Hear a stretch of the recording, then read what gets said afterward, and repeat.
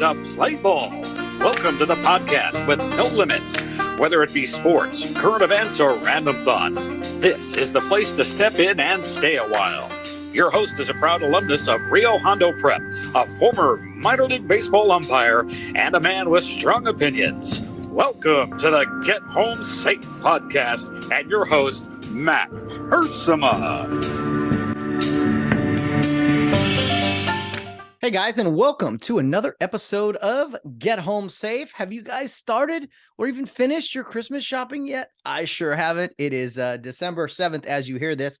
And as I mentioned last week, man, Christmas lights are up. The music's going everywhere. Even those who are completely against Christmas, they have no other option really than to embrace it, sink or swim, if you will, here on the most wonderful time of the year. Got a lot to get to. I was going into the weekend not thinking about what am I going to talk about this week on the podcast, and sure enough, things come up indeed, and yeah, plenty to at least react to, we'll say, here on the podcast. I have some thoughts on again the Christmas season, some thoughts on some things going on in sports, some personal opinions on just some other random topics and things, but I do first and foremost want to acknowledge the day. It is December 7th, 2022, as you guys listen to this, and that is a date that a day which will live in infamy, right? As said by President Roosevelt back in 1941, the anniversary of the attacks by the Japanese at Pearl Harbor that really brought us into World War II. And unfortunately, just an awful day, right up there with 9/11 as far as the amount of death and destruction there that occurred in Hawaii. 3,000, I think, lost, very similar to 9/11. I don't have the actual numbers in front of me, so excuse me for that. But when you look at the greatest generation and that date and the brave men that went and fought in not just one, but two continents to fight evil, fight imperialism, true oppression, right? And the Nazis and Imperial Japan. You just can't help but just reflect and say, man, I don't know that I could have done that. I'm 37 now, about to be 38, which is crazy. But for so many of those young men who died at Pearl Harbor, they were just their training. It was a Sunday morning. They hit them bright and early. A lot of them were taking part in morning mass, and yeah, just an awful day. So many of those guys who didn't die instantly, they died below, drowning and living for a few days below water that they couldn't get to them. And it's just an awful, awful day. And I hate to bring up the details of it all, but I think we owe it to those people to think about the details, to think about those things when we're having a tough day. We think, oh man, this just day won't ever end. Oh man, this is a really hard day. It's just like, no, man, Pearl Harbor. You say a name of a place, and for its significance to just hit your heart really says something about what went on there 81 years ago to the day. So God bless the greatest generation. And it just reminds me all the time that I think we've fallen so much from where we were in the 1940s and the 1950s. And some people would argue and they would say, oh man, we've come such a long way. All the oppression and stuff we had back then. Yeah, we weren't perfect, but I'm just talking about the overall character of the United States and just the men, the women, the families. I don't know. I just think we've slipped a long time ago. And I just think of that greatest generation, man. And just so many guys who, as soon as Pearl Harbor happened, who weren't in the military, they joined up. A lot of guys didn't have to be drafted. They signed up and they knew it was the right thing to do. And then, of course, many others did get drafted, including my grandfather, who bravely fought. And I have his military picture by my door. I walk by it every single day. His American flag. He didn't die in combat, but he made it back and had himself a military funeral when he died. When I was in high school, and it's something I cherish, and not just for him, but for all the people that fought in World War II. And we throw the term around Nazi and stuff all the time now. It gets thrown around. When we do that, it cheapens the word. It cheapens the true evil. I mean, a lot of words get thrown around now, and we've cheapened it so much. Words are everything, right? And just. We have to pay attention. I don't think we have been the past few years, at least in my my middle age, almost going to be there soon. It's just, I think with technology, with social media, with all the things, all the access and the the technology we have at our fingertips, I think language and messaging and verbiage is bigger and more significant than it ever has been. So a lot has changed since 1941. I will say that. We've gotten rid of some true evil, gotten rid of a lot of bad things, and there's still plenty. No, we don't live in a utopia. So I'm sorry. Some people want a perfect world. It doesn't exist. There's going to be bad things, right? There's bad things out there, and you got to stand up to them and try to live our lives and our society the best we can. And unfortunately, I think there's a lot of people that are against that. They want to see society crumble. They want some other I don't know, some other random world. But anyway, I do want to acknowledge December 7th, 1941, because wouldn't you know it, there's plenty of kids these days. And I say kids, I mean people my age, people in my 20s. They don't know right off the bat December 7th, what date is that? There's certain dates we should all know. Sorry, 9/11 is a big one. December 7th, June 6th, which was D-Day. I'm sure there's other dates out there that I should be aware of that I don't off the top of my head right now. But yeah, just some people were like, "Oh, at Pearl Harbor, what? Yeah, that was in what country was that in again?" I mean, there's just people that we don't teach things in school anymore. I truly believe that, and it's not. I mean, look at all the teachers I had. God bless every one of you, because you guys worked hard for me, with me to get me through all this stuff. But I'm just talking in general. I think history is out the door, and I heard something brilliantly said the other day, talking about the future. And we always are looking to the future and the present day and everything, right? And so some people, especially for the older generation, a lot of times it's not the present and the future that is difficult to deal with. It is the past that keeps getting changed. That's why you see statues torn down. You see people trying to erase things that happen. And it's like, there may have been some wrongs that happened, but you can't erase the fact that they did happen. They were there. And anyway, I'm going off on a tangent here, but I got some other things I want to get to, but I did need to acknowledge Pearl Harbor. And that is a place, honestly, of all the places I've been in my life, that is a place that I absolutely want to get here in the very near future. I've been to Normandy. I've been to all kinds of places in the U.S. I haven't been to Hawaii, and Pearl Harbor is definitely on my bucket list. And I got to get there. I don't know when I can get there, but I am going to get there in the next, I'll say 10 years. I don't know. 10 years used to seem like a long time. Now it's like a blink of an eye for me, but I will get to Pearl Harbor someday, and I will spend a long time there. Because it's probably the one place on my list. It's probably at the top. I've got to say so. So, Pearl Harbor, never forget, remember not just that day, but the aftermath of that, the thousands of Americans who went to two continents and fought World War II to rid the world of tyranny. Well, in other less terrible news, less tragic news, I guess we could say, there's plenty of things that hit the news wire today, just today, here on Tuesday, that I have to react to on Tuesday evening right away. First of all, one of the greatest referees of all time, probably the most noticeable, recognized referees in any sport, passed away. Judge Mills Lane died at 85 years young. God bless him, and a great boxing referee career. I mean, no one, even if you don't know anything about boxing, I mean, you cannot help but know who Judge Mills Lane is. Or I see Judge Mills Lane because didn't he have a television show or whatever? Mills Lane passed away at the age of 85. He was the referee in so many big fights, most notably the bite fight where Tyson bit Holyfield's ear. He had that shaved head. He, of course, they all wear the bow tie and everything, but his big things to start rounds, but hey, let's get it on. And so many people say that now when they start some type of game, activity, or whatever. It might be something at recess. A lot of people probably don't even remember where it comes from. But when you hear, let's get it on, that is from Mills Lane, who passed away today, December 6th, at 85 years old. Let me see. He suffered a stroke 20 years ago in March of 2002. So he's kind of lived a rough life here for 20 years. His family was saying, I'm looking at an ESPN article here, that life wasn't easy. Quote, the 20 past years after the stroke were pretty rough. So Mills Lane, resting peacefully up in heaven, and hopefully he's rested up, and he's got some fights to officiate. He was a no nonsense guy, man. He just got in the ring.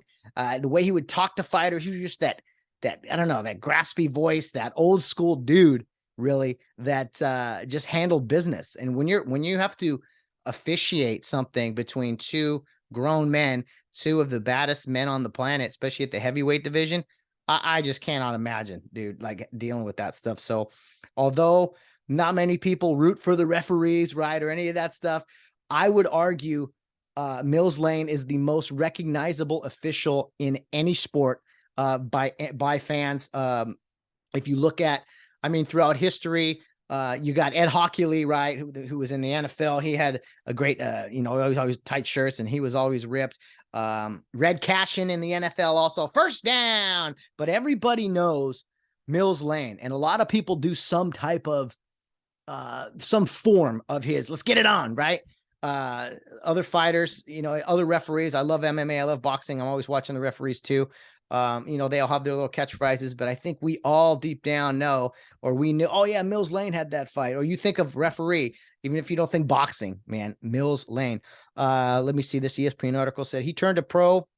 Lane, regarded for his no-nonsense attitude as a third man in the ring, started boxing after he joined the Marines, Semper Fi, in 1956, and was later defeated in the U.S. Olympic trials in 1960 in San Francisco. He turned pro as a welterweight the following year and suffered a first-round TKO loss in his debut. Lane went on to win 10 consecutive fights, 6 by KO, and retired in 1967 with a 10-1 record. So cool that a guy who was in the ring as a fighter then became an official, and that's what I always encourage guys who have played a sport. It doesn't mean you'll be great at it, but it could give you some success in officiating if you've played that game, you played that sport. The thing is, you have to automatically take the knowledge that you have as a coach or a player and put it to the side, not throw it away, but put it to the side as you then transition into an official, because you see the game or the fight or whatever you're officiating in a completely different light, right? So anyway, he had the Bernard Hopkins, Robert Allen fight that ended in a brawl or something, or no, Hopkins was anyway, I'll let you guys read that stuff. You guys look it up. Mike Coppinger for ESPN does great writing in boxing. But the Hall of Fame boxing referee Mills Lane passes away at 85. And so for anyone out there who's officiating, or maybe you play mom and dad, right? I'm sure you guys are officiating amongst the kids' games and stuff. Hey, let's get it on. Let's throw that in there and educate the young ones to one of the most recognizable referees in all of sports. Mills Lane, God bless you. Okay, this is look, I talked about Pearl Harbor already. I got to get, this is just when you thought the season couldn't get worse for me, my LA Rams, they fell to 3-9 on Sunday against the Seattle Seahawks. I don't know why. You know why I watch? Because I'm a true fan. I care about my team. I know they're terrible. I've watched bad teams forever, so I can deal with it. It's 3.5 hours of misery. You just suck it up and you deal with it. I'm not a fair weather fan guy. But something that happened Tuesday afternoon that I about crashed my car was my nightmare coming true. And Baker Mayfield was picked up by the Rams on waivers, signed. You guys know, if you've listened to this podcast, that I am not a Baker Mayfield fan by any means. I think he's immature. He's cocky. He's not very good. He talks a big game. He's a showbutter. He's just everything wrong to me with sports.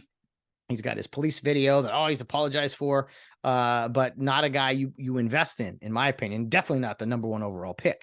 So he played a few games with the Panthers this year, and they released him or whatever happened, and the Rams picked him up. Now, this is like LeBron coming to the Lakers for me. This is very frustrating because it's just like, I don't know if it's that bad, only because Baker Mayfield's not going to be the starting quarterback of the LA Rams. He may play a few games here as the season is ending, because the Rams, as I mentioned last week, as far as backups go, unless you're the 49ers, then you print quarterbacks, apparently. Godspeed Jimmy Garoppolo in a safe recovery or a healthy recovery. And who's their next guy? Brock something. Anyway, he did just fine. I guess when you got a great defense, it doesn't matter. But anyway, the Rams backup quarterbacks have been awful. Bryce Perkins and who's the third stringer, and then John Wolford, who's okay, but I mean, they both move around. They're mobile guys, but as far as throwing the ball consistently down the field, they're not very good at it. So here is my interpretation as to what happened. When I saw Baker Mayfield signed by the Rams, I go, oh, or picked up off of waivers. Go, man, come on. Now, okay, I want to ease in here. How do I go? I first was mad. I'm like, why would you do that? And I was like, okay, because there's what is there 3-12? There's 5 games left in the season. It's like, come on, dude, the season's a wash. Just let the games end. Run the ball every play if you need to, and let everything end.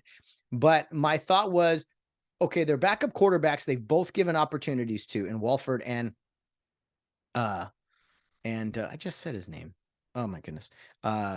Third string quarterback of the Rams. It doesn't matter. And so I think they're like, well, let's bring in this guy. There's a few reasons I think the Rams, as you know, they're movers and shakers the past few years.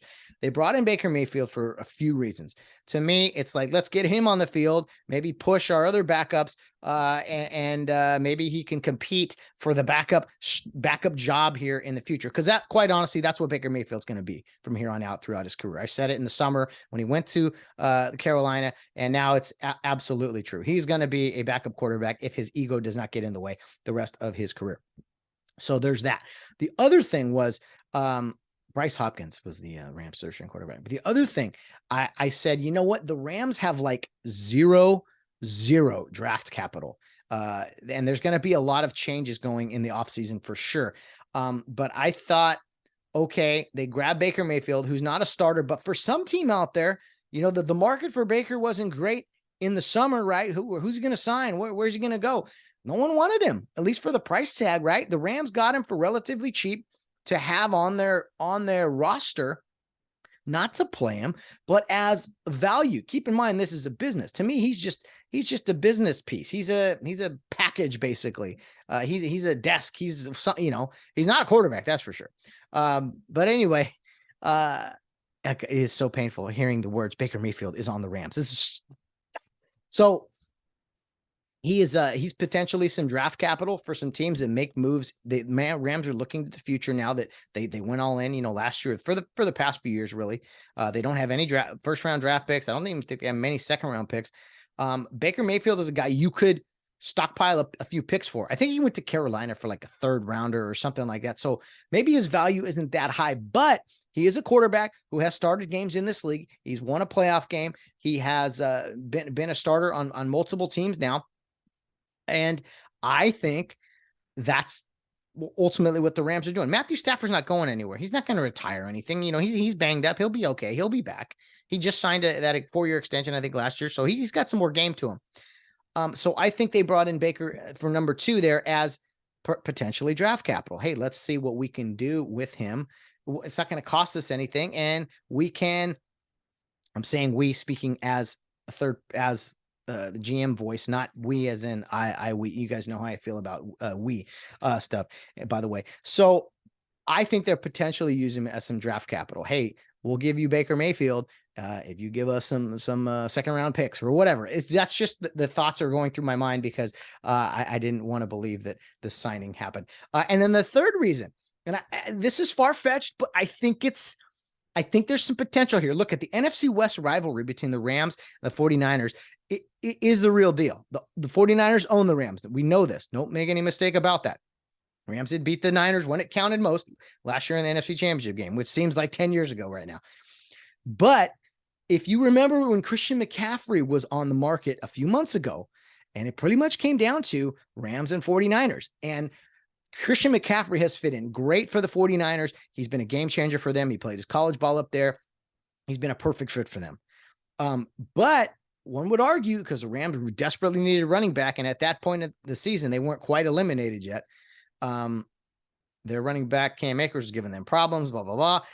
The Rams were real contenders for that, but they didn't have any draft capital, as I just talked about. So I think this is maybe a conspiracy theory, and these days, conspiracy theories come true quite often, if you know what I mean. I think there's some potential that the Rams signed Baker Mayfield just to keep him from going to the 49ers, just to spoil. You can't beat the 49ers on the field.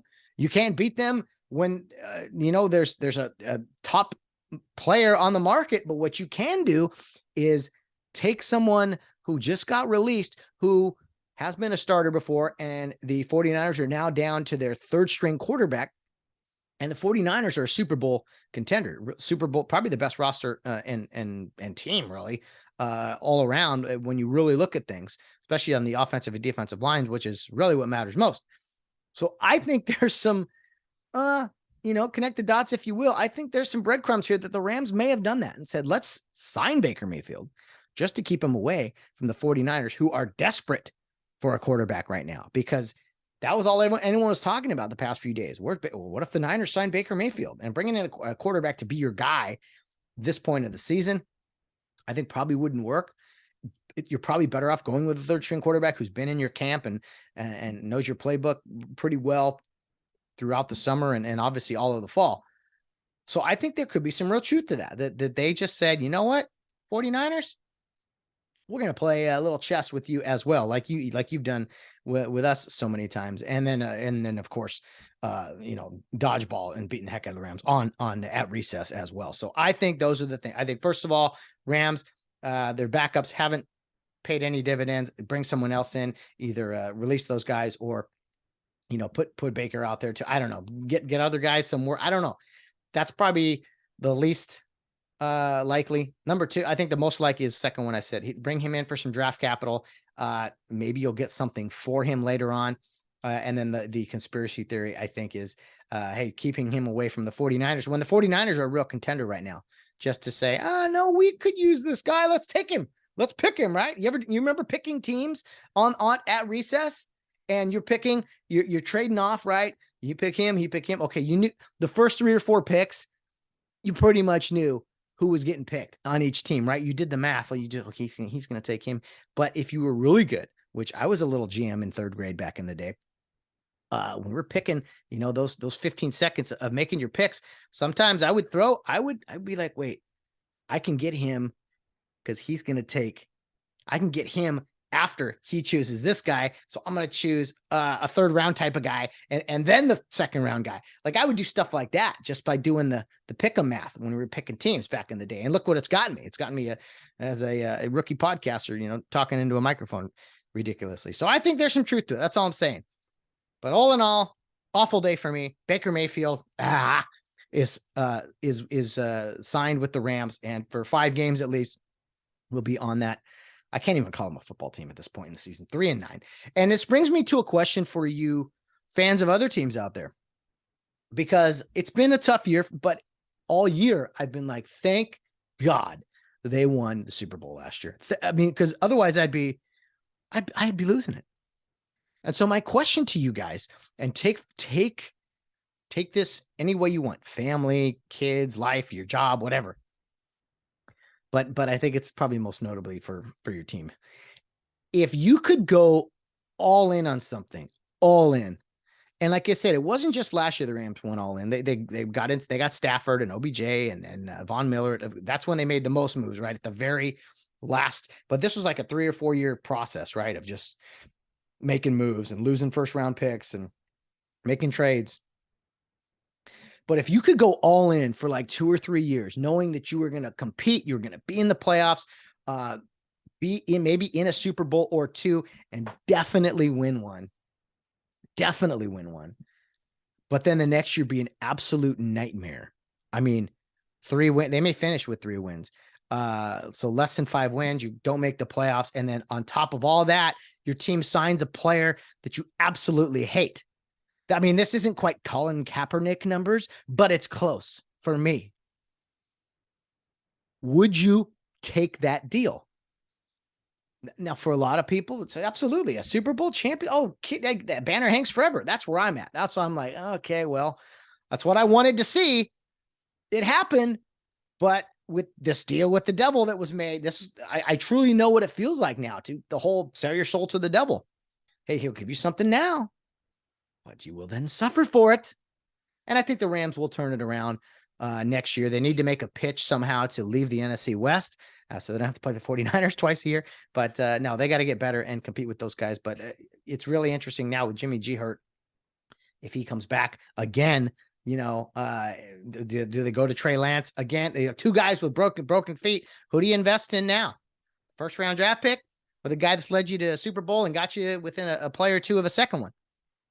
And has quite a few starts under his belt. I told you guys I'm a Jimmy G guy. I would go with him. But then again, what do I know? I don't know anything. And these predictions I make, they don't mean anything anymore. I'm so bad at these things. Anyway, I will get off of this, but answer that question. Would you take a championship if you knew for a few years after that? And I'm just dealing with 1 year right now. Who knows the repercussions, though? Rams don't have first round picks. They're making moves that don't work. Would you take that? And for some of you fans that haven't had a Super Bowl championship in a long time, I bet you take it too. Be nice to have a Super Bowl in the 21st century, wouldn't it? Some of you fan bases, let alone 2. How about 4 Super Bowl appearances in the 21st century? All right, I'm getting off my high horse. There's been plenty of bad seasons as well. So we move on. We live, we survive. The world keeps spinning. We put our attention on Kings hockey. And now at this point, I can just root against teams with great passion. Like I do all year, but it'll mean even more now. Know that, hey, I don't have to worry or focus. There were sleepless nights, man. Before Rams playoff games, before they eventually won a Super Bowl. Oh man, I was sick. I couldn't sleep. And yeah, I know it's just a game or whatever, but I don't have to worry about that stuff now. I just get to focus on my podcasting, my job, my life, all that good stuff. Okay, then what else is here? Talked about Mills Lane. Okay, I want to go back to boxing real quick, guys. If you have not seen Tyson Fury fight, or heard him talk on Instagram, seen his videos, the dude is a showman, man. 6'7", however many pounds. He's a heavyweight world champ, undefeated, has a controversial draw on his record. He knocks out almost everyone. He's the Gypsy King. He's from England. He just knocked out Derek Chisora over the weekend in London. Another big time party, man. I mean, just not only is he a great boxer, not only is he a great person, he is very religious, very outspoken about that, how it's helped him through suicide and depression in the past and everything. Not only is he all those things, but he's a great showman for boxing. He's exactly what the sport needs. He gets in guys' face. He talks trash. He'll say, first of all, I want to thank my Lord and Savior Jesus Christ. And then he just like, look at all these effing people here. Like he's hysterical. You can't help but not root for the guy. And I watched his fight on Saturday and was just blown away once again by not just his performance, but the show, everything about it, the inspiration. I really hope he fights Alexander Usyk for the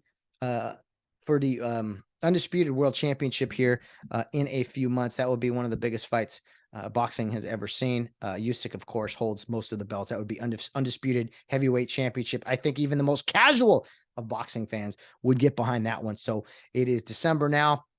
Probably looking at that potentially sometime in maybe April or so. So be ready for that. But if you want some entertainment, man, look up Tyson Fury. Just look up some of his videos, not necessarily even his stuff in the ring, although his boxing skills, he's got kind of a goofy face as he bobs and weaves, but the dude is just massive. A true showman of the sport. You guys got to see some of his videos. He's hysterical. He talks trash. He throws out inspiring stories. He recites Bible verses. I mean, the dude is a dude, man. He's one of my favorite guys in sports. And if you haven't done so, please go in there and check out some of his stuff in just boxing and overall stuff. He's incredible. Anyway, on to something else. Okay. Deion Sanders hired by University of Colorado or Colorado University of Colorado, the Colorado Buffaloes. So he makes the jump from the SWAC Division 1 AA going to, or is it the Division 1A? Division 1 AA. Either way, one of the lower tier Division 1 conferences in the historically black university, the HBU conferences down there. And he's had a great career as a coach, 3 years, very successful, has brought in a lot of great players to Jackson State, guys who would otherwise go on to bigger universities and things. And I think, honestly, that's a big reason he's been successful at Jackson State. I think I've really enjoyed some of the things he said to his teams in the past, some things he said to about players and kids, and how it's not kids that's changed, it's parents that have changed. He's got some great messaging. And as a kid, I loved Deion Sanders. I wanted to wear the bandana. I wanted to do the high stepping and all that stuff. I know me doing those things sounds ridiculous, but I loved Neon Deion, prime time, man. I thought He was every time he got the ball, he was going to score. I remember saying to myself, even as a kid, man, this guy doesn't even try to tackle, but he didn't need to. He's intercepting passes, pick sixes, scoring all kinds of different ways, punt return. Then he played baseball. I was like, man, this guy just does it all. But back to Deion as a coach, I think he's been so successful at Jackson State. Obviously, he knows how to coach a little bit, but he's bringing in major talent to a level that is, I'm sorry to say, it's a step below your traditional Power 5 Division I conferences, right? Division I teams. And I only say that because the other schools that he was competing against at that level were not bringing in the type of Division I talent that he was bringing in. And that's props to him for sure. But I think that is a big reason he was so successful at Jackson State. And if you look at their scores, most of their scores were blowouts. Now there's obviously skill involved, there's coaching involved, but I think a big part of that is just the talent disparity that he experienced there. Now he's done great everywhere he's gone. But again, he's always had better players. Even if he gets some top dogs, some top recruits at Colorado, I'm not sure it's going to be the discrepancy of other schools in the Pac-12. Pac-12 just had one of the best years they've ever had. USC, UCLA, Oregon, Washington, Oregon State had a heck of a year. Utah, the Pac-12 champs. I mean, what a year for the Pac-12. And now I'm not going to call him Coach Prime. I mean, I'm a little old school that way, I guess. Like this is, Deion, call him Deion Sanders, fine. Coach Sanders. I think he may have a little success early, but I think in the long run, he's going to run up against it here at the University of Colorado because he's got a lot of swagger. He's bringing in all his guys, right, who are going to come there and they're going to change the culture of everything. And, they're not going to have many of their 1-11 football players remaining on the roster. And again, with the transfer portal the way it is, I feel like there's still going to be better talent at USC, better coaching in my opinion, as of right now. UCLA, they've had some great years. Don't write off Utah. I mean, they're always going to be tough and in your face type of team, very physical. And then Oregon and Washington up there in the Northwest, they have some great teams too. Pretty balanced teams for the most part. So I don't think Colorado's just going to step in there and, blow up the Pac-12 and I think they got to be better than they were this year, right? And even in recent years. But I think Deion Sanders, the honeymoon may be over here. He picked a good school to go to, I think, in Colorado, not some SEC school, because it's a good, all right, let's stick your foot in here, a lower tier Division I in a Power 5 conference, and let's see what he can do. But again, you're telling me tomorrow he's going to compete with USC, UCLA, Utah, Oregon. I mean, that's almost half the conference right there. So I don't know. I would love to see Colorado football better. When I was a kid, the Colorado Buffaloes, they were in the Big 12 and they were a big time program. So I want to see him do well. I'd love to see Deion Sanders do well, but my bold prediction is that this is not going to go well. I don't see Colorado winning the Pac-12 in the next, I don't know, 2 or 3 years, however long he's there. Maybe he moves on to something else. I think he's bringing his son in to be his quarterback. It feels very like AAU, pony travel baseball type of, I'm going to coach the team. I'm bringing my kid with me. It has that feel to it. And I'm not saying I dislike Deion Sanders. I just told you guys, I loved him. And I loved some of the things he said in his introductory meeting and stuff. I wasn't a huge fan of, but I don't think this goes great. I'm just saying, when you look at the big picture of everything, and maybe the transfer portal, maybe he gets all SC's players, maybe he gets all UCLA's and Tech, maybe he gets, I already saw a bunch of younger dudes starting to recruit to him and come to him. And the whole NIL, name, image, and likeness thing, that's a big deal. But I just have a feeling that you're not going to be able to do the same things you did at Jackson State. And the people that are mad at him for leaving, I'm like, what are you talking about? He came out of nowhere. He coached at Jackson State, great success, put your program on the map. And then he went somewhere else for a new challenge, for new opportunities. I think as a grown man, as an adult, someone who's been around the great game. I used to love Deion on Sunday nights, man, watching the NFL highlights at everything. Him and Carissa Thompson and Chris Rhodes, great stuff on Sunday nights. Deion was awesome.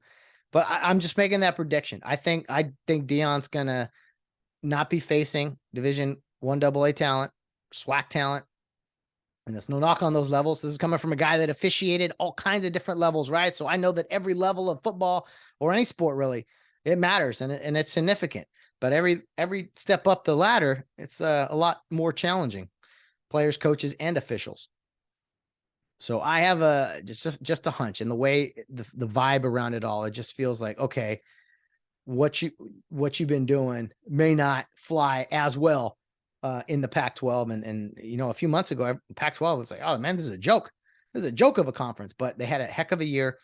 And I do think when UCLA and USC leave for the Big Ten, that at that time, Colorado might be able to make some noise. So maybe it'll take some time. So maybe I'm all wrong about this, and I'm reframing it all in my head.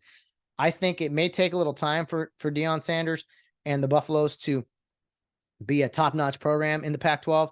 But I think USC and UCLA got to leave first, and then after that, we'll see what he can do with the remainder of the clubs there. All right, so that is that on Deion Sanders.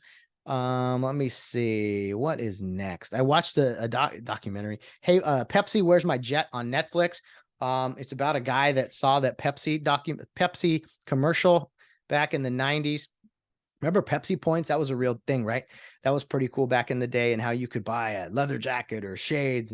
And then they had the Harrier jet for 7 million points, and there was no disclaimer on there. So this kid tried to basically challenge Pepsi into purchasing the Harrier jet. I won't spoil it for you, but it's a 4-part series on Netflix, about 40 minutes each. Something I thought I'd throw out there, as I usually recommend.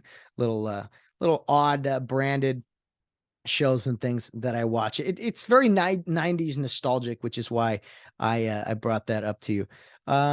Okay, so the transfer portal, man, and the NIL. I said this, I think, before, but I am just not a fan of this transfer portal. The argument is, well, coaches can move whenever they want. Yes, they're the CEOs of programs. They are the top dog. They've earned it. And mobility, fine. Capitalism, fine. But in giving all these college kids money as on top of their college education that they're getting, this is a hornet's nest, man. Have you seen all the people that are going into transfer portals? JT Daniels, the former USC quarterback, he's leaving West Virginia. He's going to be going to his fourth university. He started at SC, went to Georgia, went to West Virginia. He's now headed somewhere else in the transfer portal. And what these guys are able to do now is just go wherever the best deal is. It's like one and done in the basketball side of things on steroids, because guys will just play for a year and leave and go find somewhere else. And a lot of it is chasing money, yes, but not all guys in football programs are gonna make money. Sure, you're Caleb Williams of the world and everything. This is the problem when you start throwing money at guys. And I think California somehow was behind this whole NIL thing. I just think it's been bad for the sport. And I'm a guy that, the team I root for, USC, they benefited from this, bringing in all these transfers in the transfer portal. And you're having brand new teams year in and year out. But still, I don't like it, man. I'm a traditionalist in some ways. I am glad to see that the college football playoff is expanding to 12. So there's some things I'm old school about, traditionalist about, and other things I'm not. And I'd like to think my opinion matters in those areas, that I'm a clear thinker that way, but I don't know. It doesn't seem, it doesn't seem real, sincere. Like you used to sign with a school and that meant something for, you're here for 3 years or 4 years or whatever. And if you wanted to transfer, you get to sit out a year, or maybe there was other ways around that. But now we're having guys leave every year. And I think a lot of it has to do with guys don't like getting yelled at, or don't like sitting behind someone who's, better than you at a position. Guys aren't willing to wait it out and work. I mean, Tom Brady, one of the greatest quarterbacks the greatest quarterback of all time. He sat for years in Michigan waiting behind other quarterbacks. That's just an example. And most guys who play college football are not going to play in the NFL. There's that too. So you're not going to make a fortune playing football. And maybe you're offered, a few $1,000 NIL deal at this school. And I don't know. I just, the whole thing, I don't like transfer portal. I don't like NIL.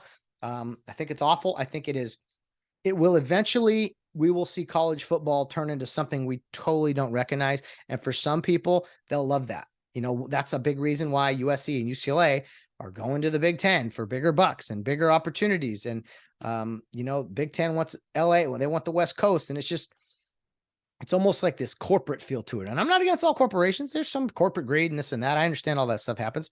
But it's almost like we're taking the purity out of college football. And some would argue, it's never there. People are always cheating. Now it's just out in the open. I'm like, all right, whatever. I'm just the old man who thinks, hey, well, they need to get compensated. They were 30 grand a year, 40, 50 grand a year, whatever tuition cost that us peasants have to pay who can't throw a spiral 70 yards or kick a 50-yard field goal or bench press multiple humans, whatever. Like, the rest of us had to find ways to pay tuition. That was your way to pay for tuition, was being a great football player.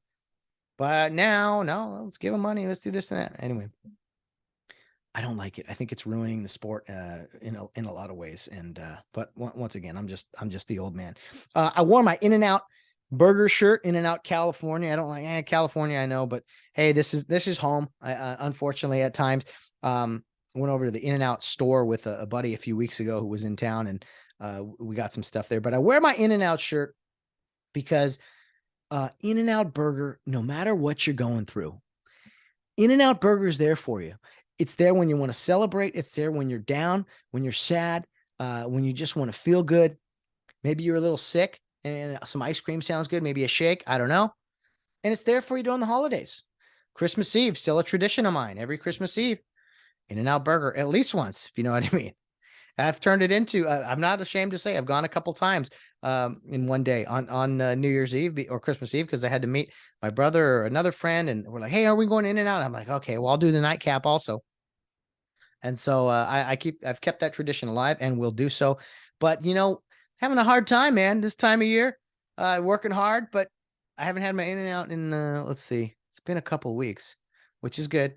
I may wait until, the week of Christmas, and we'll probably have an In-N-Out food truck at our, at FedEx here in a few weeks. Cause December, with us working all these extra hours and things of that nature, we, they usually end up feeding us stuff at night, which is pretty cool.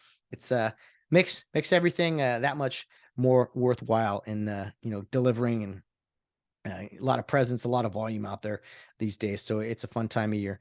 What else did I want to get to? College players and knee. Yeah. USC, man, on last week, I was so excited. Not that Val was out of town. I was just excited. She was Val was out of town. I had the Pac-12 championship game, the place to myself. I got some pizza, flipped the game on, got off of work early, had a shorter day. I was like Friday light. Yes, got home, watched a Pac-12 championship game, and just a lot of disappointment. USC choked that game. And I got to tell you, it was a real indictment on the program. You can have all this flash and dash all you want. And the quarterback, Caleb Williams, he scrambles, he runs around so well. He's a highlight reel, blah, blah, blah. But this game, man, it comes down, as I've said it 1,000,001 times, blocking and tackling. That was some of the worst tackling I've ever seen a college football team in USC. Just two-hand touch. I mean, it was awful. Awful. I don't understand. Like, I know these are other grown men out there. I don't understand how tackling can be so bad. And I do know why. It's because they don't tackle that much in practice. They, no one wants to get hurt anymore. And Utah seemed to tackle just fine. So maybe they only do these certain drills in other states. But you ran into a team in Utah teams like Utah, they play with a chip on their shoulder. They play for their community, smaller market. They're representing, people out there. They have this, we didn't get recruited by other places, vibe to them. I mean, you really think about it, and I'm a pro LA sports guy all across the board, unlike a lot of you. And it's crazy when you take a step back and think about it. It's like, well, what is a team for LA? I'm talking like college football, college sports. Professional, it's totally different. But I love USC games. I love the Coliseum, the vibe, the tradition, and everything. But do you feel like you're playing for the city of Los Angeles, for all Angelinos? I don't know. I don't know, when you say, just the vibe I had, it was like a team like Utah or some of these smaller market teams, and you say the SEC or Big 10 even. It's like they're playing for that region, for that group of people, for that state. And I'm not sure we have that in USC. The vibe, maybe Lincoln Riley's got to establish a culture a little bit more in that, and this is really, Tinseltown. But again, with so many different teams here too, UCLA's around the corner. You got all kinds of you got multiple Division I football in the state alone. So it is just different out here in the West. I get it, but that's just what I saw. I just saw a team that was more inspired in Utah, blocking and tackling. I mean, the name of the game, they did it better. It's not, anytime a play works, they blocked well. Yeah, but it's just, if you really dissect the plays, the holes, the schemes, you can see well-blocked plays. I mean, pass protection, it was atrocious by the church. And I know Caleb Williams hurt his knee or hamstring, whatever it was. And then he was kind of just a pocket passer. And I don't know, that was kind of telling, wasn't it? That, oh man, if he can't run around and be a human highlight reel, maybe he's not as effective. No, I'm not saying he is, because he made a couple. How do I say that? He made a couple of amazing throws from the pocket, and he's used to running around. I get it. But that's why I'm not a huge fan of the hero ball stuff. Like Caleb Williams is going to win the Heisman. His escapability and the ability to make throws on the run is second to none. But as far as sustainability, making a playoff run, all that stuff, I don't know, man. I think you need a lot more consistent plays in structure, on time, delivering from the pocket. I mean, that stuff really doesn't get old. And I think Lincoln Riley will probably put a lot next year together to not put Williams in as much harm's way. And a lot of that, hey, how did he get hurt? Was he running? Is it the multiple hits he took? I don't know. Just saying, got to protect the quarterback. The quarterback's running a ton. Not always a safety thing there. Anyway, Utah blocked and definitely tackled a heck of a lot better than the Trojans did on Friday night. So that was a bummer to my weekend. I'm sitting there eating pizza by myself, looking around, being like, oh, this is great. Here we go. Weekend ruined. Oh, awful. What else happened? So this is, I give you little stories sometimes when I'm driving at FedEx and everything. I saw the most narcissistic thing ever. I am all about private property. Hey, what's mine is mine. Don't cross my line. Okay, fine. I get all that. Get off my lawn. But I was in this complex. The streets are pretty tight. Not a lot of parking on the sidewalks and things. Fine. It's not wasn't a gated community, but it's something like that. And on this one guy's driveway, he had this little orange cone out, and I thought, oh man, he must have had something painted or something. And he put a piece of paper out there that said private driveway, do not enter, or something like that. And this wasn't like some road or gated, Jurassic Park gate thing there was you could go up in, or it was just like every other house there. And this dude got mad about people. In order to turn around, you got to kind of go into someone's driveway. You're going to be doing the 12, 38 point turn or whatever. It's going to take you forever. So I just thought that was funny. I'm like, are you kidding me, man? You're the only house on this street. And I'm not mocking. This wasn't a customer, but I live to serve the FedEx community and all the people out there. But I just thought it was funny, man, to be like, it was just basically like, get off my lawn. It's like a little orange cone. This is a private driveway. Do not use it as a turnaround or whatever. I'm like, dude, if anyone enters your driveway, it's barely going to be two wheels. No one's going to enter the driveway. Anyway, I thought that was hilarious. I bet you that person, no, I shouldn't say. Probably a indoor mask wearer, if you ask me. Okay. On to, in closing today, I found, let's see, those two things there. Okay. I made the whole Twitter and Biden laptop thing. Now it's true. Oh, Now it's been said it was, the Twitter suppression of information, of all that stuff. That's a conspiracy theory. Well, now it's true. Now it's coming out. Twitter, it's not Twittergate. What are they calling it? And Elon Musk is an evil person for bringing light to all of this, not just suppression, but censorship and everything. And, the major outlets, New York Times, Washington Post, they're not saying a word about it. Isn't that weird? It's kind of a big story. Like, I'm not saying it's Watergate or anything, but maybe it is. Shouldn't a neutral news organization be like reporting on a pretty big news story? But they're not. They're staying quiet about it.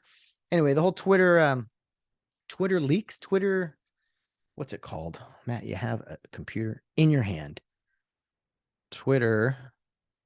I can't even spell right now. Been a long day. Twitter leaks. I think that's what it is. But it's Twitter files. That's what they are. Twitter's files being actively leaked. Anyway, I implore you guys who probably aren't hearing it elsewhere to please look up the Twitter files and find out, some of the things that have been going on that a lot of people said it were going on, but they were being labeled as conspiracy theorists. So the Twitter suppression basically of the whole Biden laptop story and how that's false, that's fake, that's not true. Even heads of state, heads of government organizations swore that Russian disinformation. There's a whole bunch there. I can't even do it justice for me to talk about it. So please go check out the Twitter files and try to do it with an open mind, will you? To be like, wait, what really happened here? Why would they do that? I can't believe they did, Anyway, last thing I'll say, you guys know I love Outkick the coverage. One of my favorite news outlets, led by Clay Travis, who now runs or operates the best radio talk show, him and Buck Sexton, national radio show. But Outkick the coverage, Clay Travis's company, is still alive and well. They do great work. They post a lot of things out there. And they posted a story about, I try to forward and a lot of it on my personal Facebook stuff. They posted a story about Philadelphia, which has honestly become like a front runner in the woke Olympics as far as awful cities in America. There's a lot: LA, San Francisco, Chicago, New York. But I got to tell you, Philadelphia, man, which is sad because it's such a significant historical significance as far as our country goes and the founding and everything. I mean, Philadelphia has turned into just not only a war zone, but just an awful, awful city. And they have gone out of their way to make sure that the Christmas tree, there is no Christmas tree in the city of Philadelphia tries to cancel Christmas tree because it is what again? Continues to be a woke cuss word. Let's check that out on my Facebook. But yeah, it held its annual tree lighting ceremony in front of City Hall last week, celebrating the start of Christmas season. Santa Claus was there, Christmas carols. The entire building was decked in Christmas decor. The one thing that was missing was the actual Christmas tree. The city officials refused to identify the tree as a Christmas tree. Instead, they refer to it as holiday tree. So the City of Philadelphia holiday tree lighting celebration and the word Christmas is not found anywhere in the event's description. So this is an example. It is that time of year, the most wonderful time of year, right? Where everyone loves to dance around this. We can't call it Christmas. That's the C word. We can't do it. And I say this every year. Even if you're not Christian, you probably celebrate Christmas. Christmas, by the way, is a federal holiday. Federal holiday. And my bold prediction with Christmas is that someday, this is December 6th, 2022, I am predicting someday the Democrats and the far left will do everything in their power to remove Christmas, not the season, the actual December 25th, they will remove Christmas as a federal holiday. They're going to make every effort they can if we don't keep fighting this nonsense of happy holidays, a holiday tree. This is the winter solstice. Get out of here. Some people try so hard to not just honor traditions. And if you look at all holidays, I mean, look at all of them. Thanksgiving, not a religious one by any means. Well, I wouldn't say by any means. There's some religious history to it and everything. But that holiday is attacked every year, every single year.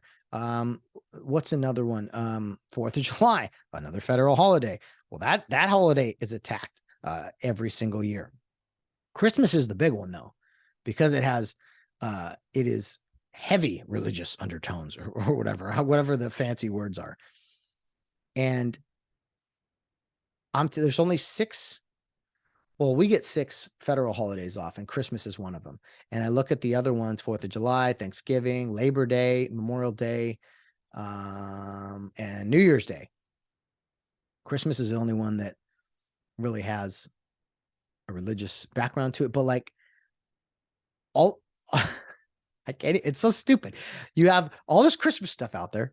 You have Christmas tree, which they didn't have. You got Santa Claus. You got all these Christmas things, but you can't get the word out. You can't say Christmas. What holiday? Happy holidays. Which one? That's what I should start doing. Happy holidays. Which one? Well, Christmas and okay. Merry Christmas.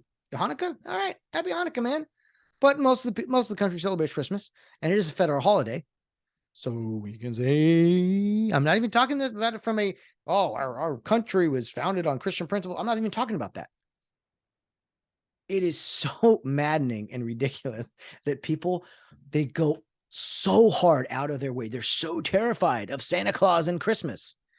Yet, some of the other things that we teach in classrooms, that's no problem. Oh, I mean, maybe it's up to the parents to teach about Christmas, to celebrate Christmas. I don't know. America celebrates Christmas. Can we stop this nonsense? It's never going to work. But I'm just telling you, because it hit me the other day. I was like, there's been this war on Christmas every year. But what's going to happen? Because just when you think the far left is done, no. They got more for you. And there's plenty of people out there. There's probably a few listening here to the show even who are they lean left and, liberal people and they whatever. And there are plenty of policies and things that have been passed the past few years that you never in a million years would have supported. You're like, wait a minute, the Democrats are doing what? They're standing up. They're what? This isn't me. I'm a liberal person.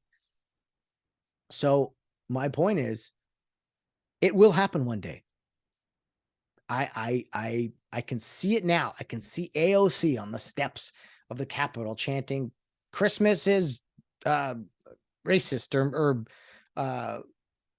imperialistic," or I don't know, whatever the words are.